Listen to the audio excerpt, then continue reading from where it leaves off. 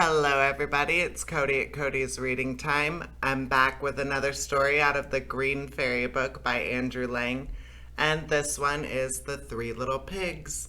I hope you enjoy it, and if you do enjoy my narrations, please subscribe. I upload new stories from different fairy tale books every single day, and there will always be something new to listen to. All right, let's get started on The Three Little Pigs. Here we go. There was once upon a time a pig who lived with her 3 children on a large, comfortable, old-fashioned farmyard. The eldest of the little pigs was called Brownie, the second Whitey, and the youngest and best-looking Blackie. Now, Brownie was a very dirty little pig, and I'm sorry to say spent most of his time rolling and wallowing about in the mud. He was never so happy as on a wet day, when the mud in the farmyard got soft and thick and slab. Then he would steal away from his mother's side and, finding the muddiest place in the yard, would roll about in it and thoroughly enjoy himself. His mother often found fault with him for this and would shake her head sadly and say, "Ah, Brownie, some day you will be sorry that you did not obey your old mother." But no words of advice or warning could cure Brownie of his bad habits. Whitey was quite a clever little pig, but she was greedy. She was always thinking of her food and looking forward to her dinner, and when the farm girl was seen carrying the pails across the yard, she would rise up on her hind legs and dance and caper with excitement.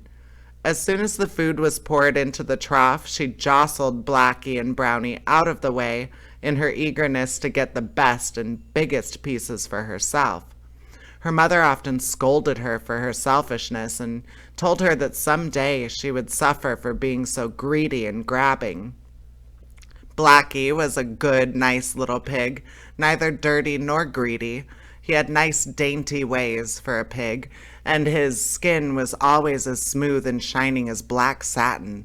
He was much cleverer than Brownie and Whitey, and his mother's heart used to swell with pride when she heard the farmer's friends say to each other that some day the little black fellow would be a prize pig. Now the time came when the mother pig felt old and feeble and near her end. One day she called the 3 little pigs round her and said, "My children, I feel I am growing old and weak, and I shall not live long. Before I die, I should like to build a house for each of you, as this dear old sties, which we have lived so happily, will be given to a new family of pigs, and you will have to turn out. Now, Brownie, what sort of a house would you like to have?" "A house of mud," replied Brownie, looking longingly at the wet puddle in the corner of the yard. "And you, Whitey?" said the mother pig in rather a sad voice, for she was disappointed that Brownie had made such a foolish choice.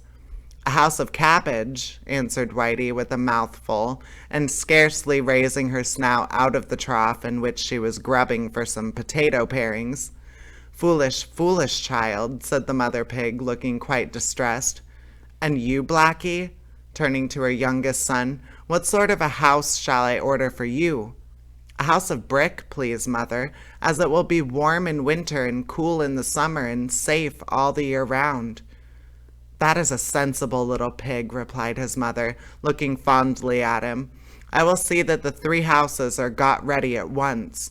And now one last piece of advice. You have heard me talk of our old enemy the fox. When he hears that I am dead, he is sure to try and get a hold of you, to carry you off to his den. He is very sly and will no doubt disguise himself and pretend to be a friend, but you must promise me not to let him enter your houses on any pretext whatever." And the little pigs readily promised, for they had always had a great fear of the fox, of whom they had heard many terrible tales. A short time afterward the old pig died, and the little pigs went to live in their own houses. Brownie was quite delighted with his soft mud walls and with the clay floor, which soon looked like nothing but a big mud pie. But that was what Brownie enjoyed, and he was happy as possible, rolling about all day and making himself in such a mess. One day, as he was lying half asleep in the mud, he heard a soft knock at his door, and a gentle voice say, "May I come in, Master Brownie? I want to see your beautiful new house." "Who are you?" said Brownie, starting up in a great fright, for though the voice sounded gentle, he felt sure it was a feigned voice, and he feared it was the fox. "I am a friend come to call on you," answered the voice. "No, no," replied Brownie. "I don't believe you are a friend. You are the wicked fox, against whom our mother warned us. I won't let you in." "Aho, is that the way you answer me?" said the fox, speaking very roughly in his natural voice. "We shall soon see who is master here," and with his paws he set to work and scraped a large hole in the soft mud walls. A moment later he had jumped through, and catching Brownie by the neck, flung him on his shoulders and trotted off with him to his den. The next day, as Whitey was munching a few leaves of cabbage out of the corner of her house, the fox stole up to her door, determined to carry her off to join her brother in his den. He began speaking to her in the same feigned, gentle voice in which he had spoken to Brownie, but it frightened her very much when he said, "I am a friend come to visit, and to have some of your good cabbage for my dinner." "Please don't touch it," cried Whitey in great distress. "The cabbages are the walls of my house, and if you eat them you will make a hole, and the wind and rain will come in and give me a cold. Do go away. I am sure you are not a friend, but a wicked enemy, maybe the fox." And poor Whitey began to whine and whimper, and to wish that she had not been such a greedy little pig, and had chosen a more solid material than cabbages for her house. But it was too late now, and in another minute the fox had eaten his way through the cabbage walls, and had caught the trembling, shivering Whitey, and carried her off to his den. The next day the fox started off for Blackie's house, because he had made up his mind that he would get the 3 pigs together in his den and then kill them, and invite all his friends to a feast. But when he reached the brick house, he found that the door was bolted and barred.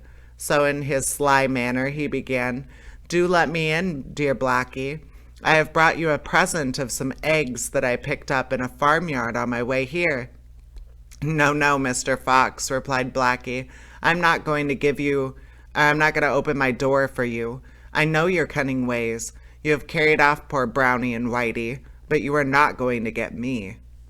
At this, the fox was so angry that he dashed with all his force against the wall, and tried to knock it down, but it was too strong and well built, and though the fox scraped and tore at the bricks with his paws, he only hurt himself, and at last he had to give it up and limp away with his forepaws all bleeding and sore.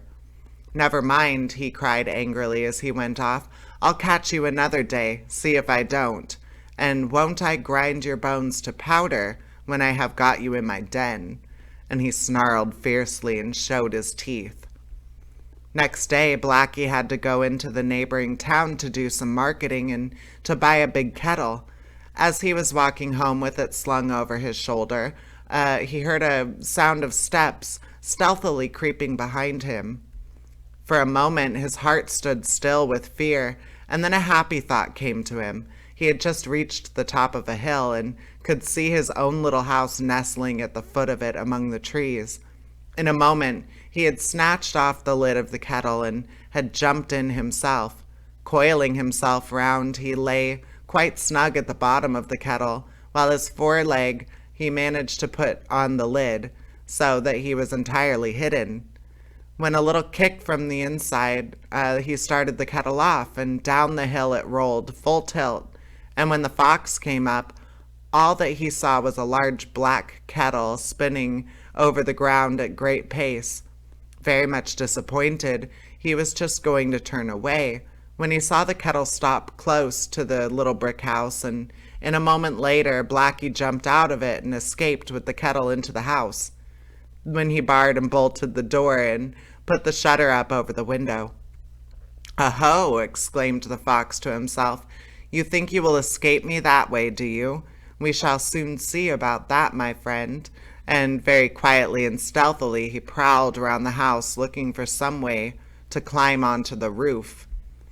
In the meantime, Blackie had filled the kettle with water, and having put it on the fire, sat down quietly waiting for it to boil. Just as the kettle was beginning to sing and steam to come out of the spout, he heard a sound like a soft, muffled step, patter, patter, patter, overhead, and the next moment the fox's head and forepaws were seen coming down the chimney. But Blackie very wisely had not put the lid on the kettle, and with a yelp of pain the fox fell into the boiling water, and before he could escape, Blackie had popped the lid on and the fox was scalded to death. As soon as he was sure that their wicked enemy was really dead and could do them no further harm, Blackie started off to rescue Brownie and Whitey, and as he approached the den, he heard piteous grunts and squeals from his poor brother and sister, who lived in constant terror of the fox killing and eating them. But when they saw Blackie appear at the entrance to the den, their joy knew no bounds.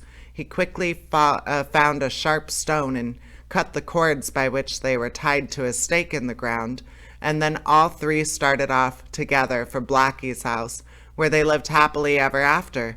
And Brownie quite gave up rolling in the mud, and Whitey ceased to be greedy, for they never forgot how dearly these faults had brought them to an untimely end. And that is the end of the story. I hope you enjoyed it. Please subscribe. I upload new stories every single day from different fairy tale books, and there will always be new stories to listen to. All right, take care, everybody. Bye-bye.